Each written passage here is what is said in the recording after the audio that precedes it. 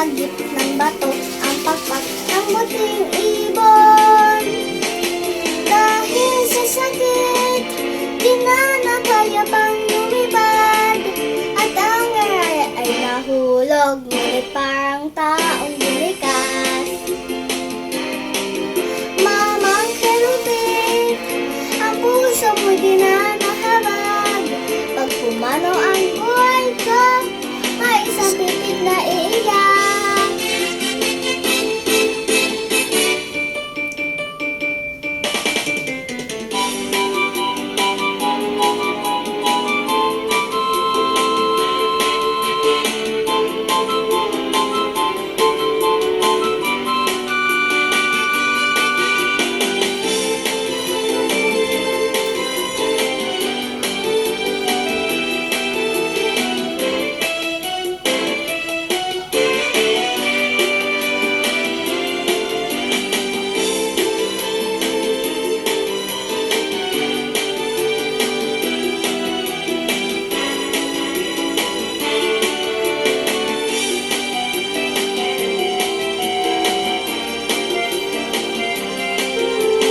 May pumukol sa pipit sa sanga ng isang kahoy,